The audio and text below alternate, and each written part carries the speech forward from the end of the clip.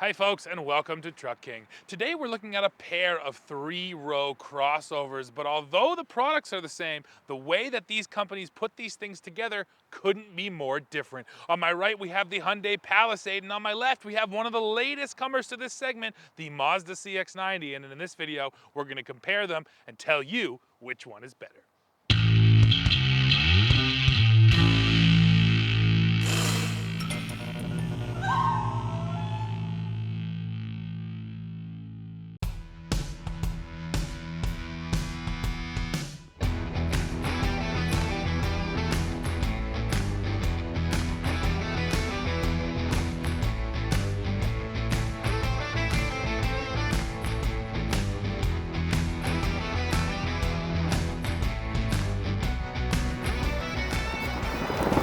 Let's start by looking at the powertrains, and this is the first area where you're going to notice a fundamental difference. So over here with the Mazda CX-90, we have a 3.3-liter inline-six engine. It makes 280 horsepower and 332 pound-feet of torque, and this is a longitudinally mounted engine. The CX-90 is all-wheel drive, but it is rear-wheel drive biased, and that's actually the only crossover in this segment that you're gonna find like that.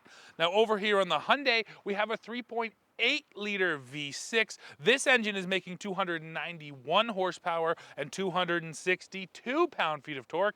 It is also sent through an all-wheel drive system, but this engine is front-wheel drive biased rather than rear-wheel. And why does Mazda do that? Well, because they say that they're going for the absolute best driving feel that you can get, and rear-wheel drive adds to that driving experience. But does that really matter in this segment? Well, we're going to keep on diving into that question as we move along. Let's take a closer look at the actual vehicles we have here today. So from Mazda, we have the CX-90 GT. This is one of the more basic models of this CX-90, and yet I still think it's a handsome vehicle. Again, Mazda always goes out of their way to make sure that their vehicles are stylish, sort of style forward. I would say style comes before function in a lot of cases, and again, we'll show you some of that when we get inside. But from the outside, that's a handsome looking vehicle, and I have to point out a set of 21-inch wheels here on our CX-90. So why don't you drop in the comments now and just tell me what you think of the looks here on this Mazda. And from Hyundai, we have the Palisade Urban. Now, the first thing I'll point out, just a set of 20-inch wheels, not the big 21s like over there on the Mazda. Now, the Urban is all about sort of this dark accents package. You're getting that unique dark grille, and it just gives you that sense of kind of hip, sort of cool styling. However, when you look at the whole vehicle, the Palisade here is sort of much more typical of what you find in the segment, a little bit more squared off, the roof's a little bit taller, it's not raked quite like the CX-90 is. And you know what, to my eyes, I do think the Mazda looks a little bit better, but this might be more practical. That remains to be seen. But for now, go in the comments and please tell me which one of these crossovers looks better to you. Now let's take a look at the back end of the Hyundai Palisade, and the first thing I like to talk about is the baby seat situation. So we have the captain's chairs here in our second row. They both come with lower latch and a top tether. In the third row, surprisingly actually, there's only one lower latch position and two top tethers. So there is one position back there in the back where, yeah, you just cannot put a child seat. That is definitely important to keep in mind. Now let me climb in. So this is 42.4 inches of second row legroom, and it's a ton. I'm absolutely comfortable here. I stand at 6'2". I have enough headroom here as well, plenty of knee room. My knees don't feel too high. This is a legitimately comfortable second row, even for a full-size adult. And then when it comes to amenities here, I do have heated seats, I have all my HVAC controls, and I do get a 12-volt down there as well. And then what's really cool, Hyundai actually builds in USB-C ports into the seats, so I can get some power from right there too. So a decent amount of amenities. Oh, another one I always like to show, especially if you have little kids, you do get sunshades here in the Palisade as well. So good second row. Let's see how I can climb into the third row now. So there's a button up here on the shoulder that will push and tumble. And here I go. So this is 31.4 inches of third row legroom. And I'll tell you what, in the knee room category, it's not bad. The issue is how tall the floor is. This happens in a lot of third rows. My knees are so tall here, it's just pretty uncomfortable. When it comes to headroom, I have just enough. I've definitely been in worse third rows, so I could survive with the headroom. In the knee room, the real issue is just how tall my knees here. But overall, it's not terrible, even for a full-size adult. And then I'll show you too, you do have a couple controls. I do have powered recline here in my third row, which is pretty nice, and a USB-C port right there. So I get my own power too here in the back. And then when it's time to get out, hit the button, tumble forward, and out we go. Now we can go see how the CX-90 is. And now let's look at the CX-90. So first of all, again, the child seat situation. We also have captain's chairs here. They both have lower latch and a top tether. In the third row here in the Mazda, we also only have one lower latch position, but there are 3 top tethers along the back. So when it comes to child seats, you have a little bit more flexibility here in the CX-90. Now I'll get in. So this is 39.4 inches of second row legroom, a little bit less than the Hyundai on paper. And it does feel like it. I feel like I have a little bit less knee room. My knees are not too tall though, which is nice. And then in this one, I have just enough headroom. We do have the large panoramic sunroof here. And again, I stand at 6'2", so that's just enough for me. Yeah, the Hyundai felt a little roomier. And here, I don't feel uncomfortable, but I feel a little bit more cramped for sure. Some of the amenities I'll point out. We do have sunshades here. I like that as well. Full HVAC system, USB-C, and heated second row seats. So the amenities are super similar. The Mazda just feels a little smaller. Let's see if the same is true for the third row. So this one tumbles forward as well. And in we go. So back here, we're just 30 inches of third row legroom. And it's definitely worse. Sadly, I don't have enough headroom. You can see I'm jammed right into the roof here.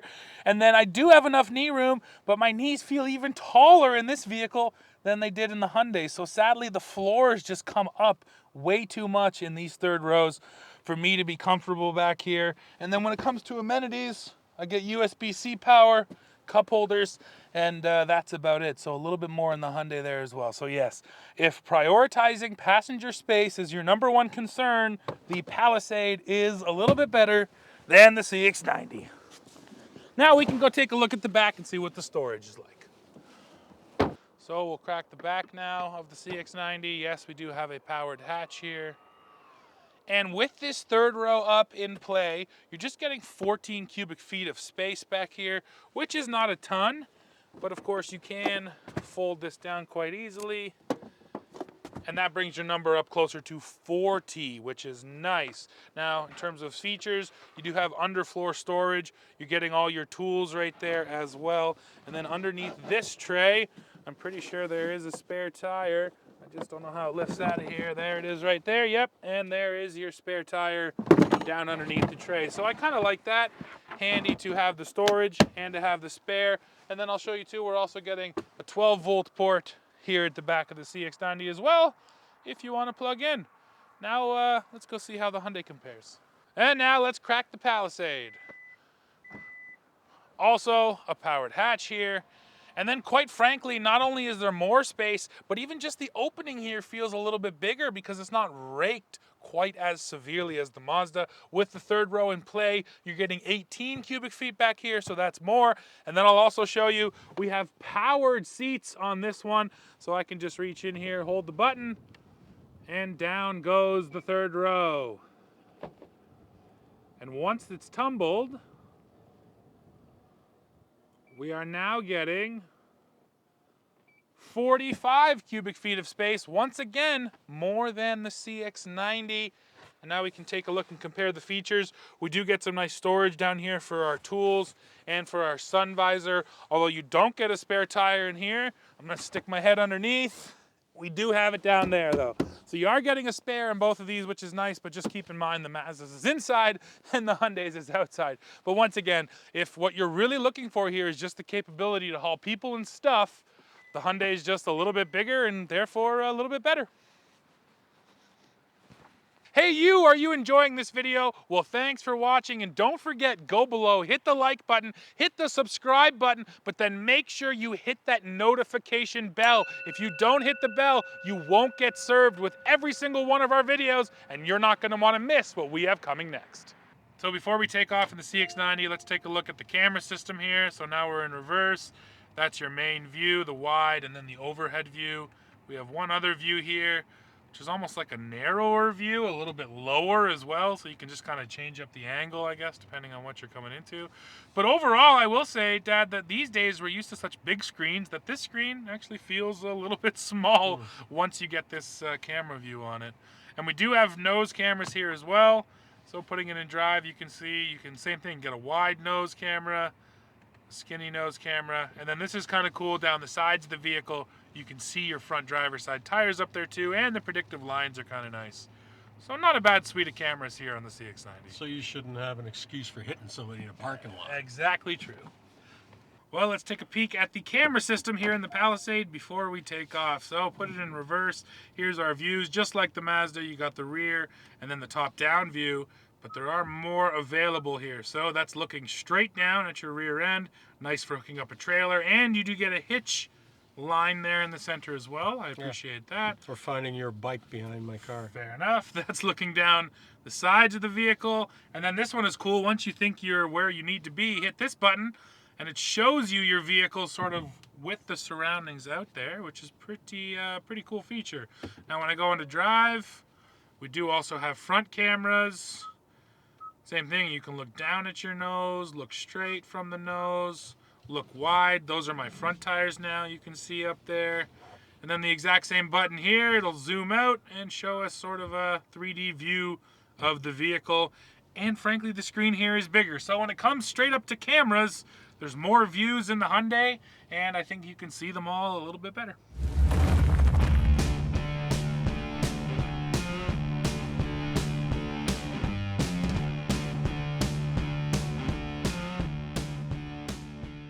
And now here we are on the road in the CX-90. So I said off the top that, again, Mazda, they just do things differently. They have a different philosophy on vehicles.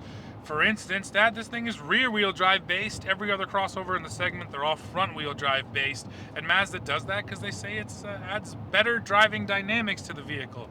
Now, sitting inside, I think the same can be said for its interior approach. It's different, and Mazda really doesn't want you to be distracted. They want you focused on driving, and I think it shows in a couple different areas. The first one, this is not a touchscreen. You cannot touch it. You have to actually use the rotary knob down here in the center to activate all of your infotainment controls.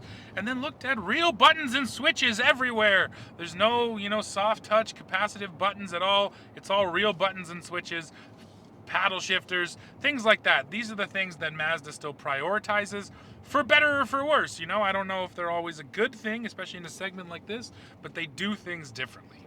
Buttons and switches are good because if you own this car, after a while you have a certain muscle memory. You reach for things without looking at it. Yeah. And that's really the whole point here, right? Keep your eyes on the road. So from that point of view, I got to agree with what they do. Yeah, same. So yes, interior-wise, Mazdas are different. And then, of course, the way they drive. So first of all, Dad, let's feel the power. I've got her in sport mode. Foot to the floor.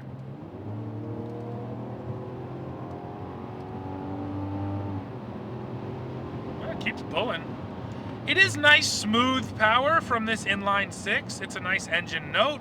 It's not overwhelmingly quick or anything like that. I would say it's nicely matched to the vehicle. You gotta remember what you're driving. This is primarily a people hauler. Totally, family vehicle. This is a family vehicle, right? This is soccer mom territory. Yeah, no, that is a good point. And yeah, and then with that in mind, it's definitely more than enough. And then the other really noticeable characteristic from behind the wheel is how heavy the steering is. This wheel is just much heavier than what you find in a lot of other crossovers, and it returns decent feedback. As the driver, you just feel like you know where this thing is around you, you feel like you know what it's doing, and those are all good things, and those are all characteristics that sort of suggest a more sporty ride and an engineering team who really cared about that. Mazda carries the theme, built for drivers, really through all their products. regardless of the size. And oftentimes the guy that goes for the Mazda is the guy who's practical and says, I need a big car because I got 3 kids. But geez, I still want something that occasionally will make me feel like I'm a teenager. Yeah. Yeah, so that's it. I think the question I always come back to is, do these things matter in this segment? And I do think the answer is yes, to the right person. So if you're that person, well, yes, Mazda is offering something legitimately different than what everybody else has.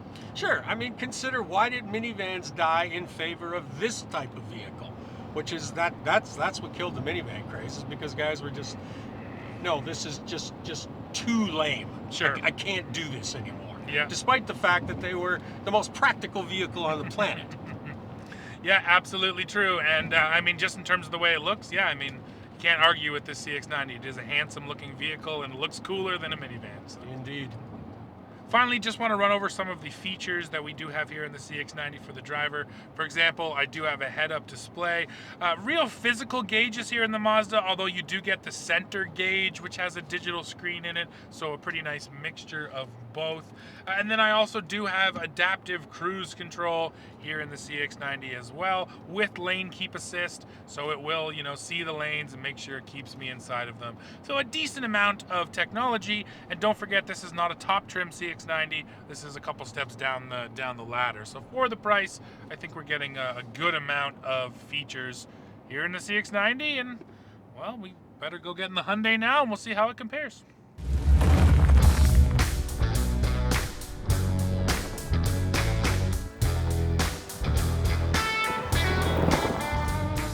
And now, here we are in the Hyundai Palisade, and I gotta tell you, Dad, from behind the wheel, these vehicles are very different. It's just quite obvious that everyone at Mazda cares about how that thing drives, and no one at Hyundai really cares about how this Palisade drives. And maybe that's unfair, actually. I think the best way to put it is that the Palisade is entirely inoffensive, but it also, it's not, it doesn't give you the feedback. There's really numb, dead feeling steering here.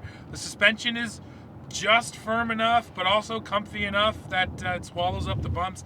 This vehicle, it's just like, if you don't care about driving, it's perfect because it just stays out of the way. It's simple and easy to drive.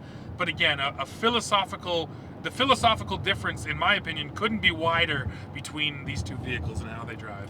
Yeah, all right, so I'll throw in here so that we understand that Hyundai spends their development dollars on the interior, Yep. on design, on comfort features, on all those things that are going to make a 3-row SUV livable for you.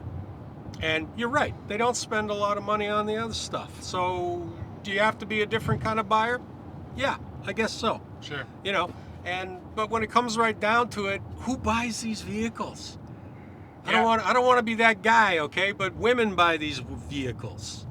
Even if it's a guy buying this vehicle, it's his wife telling you, well, car seats have got to fit, the kids have got to fit, the dog's got to fit, the groceries got to fit, all these things have to go. I want this, I want that, I want this, I want that. Okay, so maybe Hyundai, in my opinion, has got the better angle, because some guy comes up with the argument that says, yeah, but the Mazda drives better. What's he gonna get? Yeah. No, and you're right about that, and that's it. If you really prioritize, passenger space and comfort, Hyundai's paid more attention to those things. And in terms of the interior, we can talk about it a bit. Just visually, I'd say the Hyundai does look a little bit nicer. There's a little bit more style here. The big kind of curved screen is nice.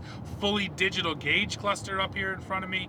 Maybe you prefer real gauges. But again, just in terms of the look of it, it does feel sort of technological in here. It does feel modern. And then the one thing I like about the Palisade, and this is unlike other Hyundai interiors, say in the Tucson, is in the Palisade, we still have a lot of real physical buttons and knobs, just like over there in the Mazda. Now again, I don't think Hyundai does it because they're trying to not distract you, sort of like Mazda is. In this product, I think it just worked for them. So yes, in terms of the interiors, I think they're similar, but I would also give the edge to the Palisade. It just feels a little nicer. Yeah, well, you know what? The other thing too is they've got the real estate particularly in this whole center stack area. Sure. So why not? And I appreciate that too. I'd rather hit a button than have to scroll through a screen. Yeah, agreed. And it's funny you say real estate. That's another thing you kind of immediately notice.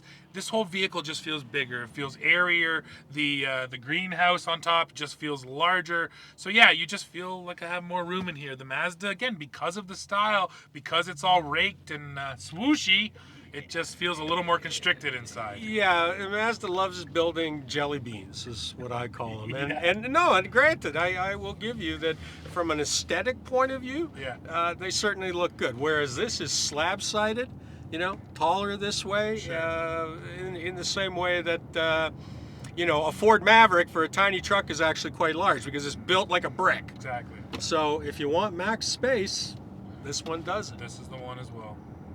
Now I can run down a couple of the features so you can kind of compare. First of all, I do not have a head-up display here in the Hyundai.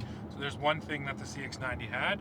The one thing that the Hyundai has though is a bunch more drive modes. We actually get terrain modes here, so you get snow, mud, and sand mode.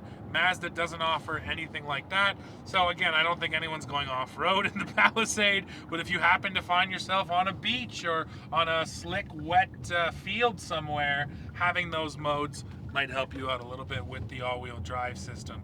Other features here, the one I noticed down to my left, I do have a tow haul mode here in the Palisade as well. Now both of these crossovers will do 5,000 pounds of towing, but still it's nice to actually have a dedicated tow haul mode right there. And then I do have adaptive cruise control here in the Hyundai too. I also have the paddle shifters, so a lot of the features are quite similar model to model. It's just a couple of those little things that are different. It's going to come down to really which interior appeals to you if you're not hung up on how they drive. Yeah, you know what? This one actually seems kind of clear-cut. If you truly care about the driving experience, you're gonna go CX-90. If you don't care about the way it drives, but you prioritize everything else that's important about a three-row crossover, it's obviously Palisade. Well, folks, we are coming to the end of this one, and there's one last thing I have to mention, the price. So with the CX-90, as you see it in this video, a little over $55,000 Canadian, and then the Hyundai is a little bit more expensive, about $57,000 Canadian. And I gotta tell you, if I was laying down my money for one of these three-row crossovers, it would be the Hyundai Palisade. I have 3 small children, so yes, I prioritize that rear seat space and the rear cargo space over the driving dynamics of the CX-90. But that's just my choice. Now I need to hear from you, so please go into the comments, let me know which one of these two you would buy. As always, while you're down there, don't forget to hit like, hit that subscribe button, hit join to become a member of Truck King, and then come right back here to the channel to see what we're testing next.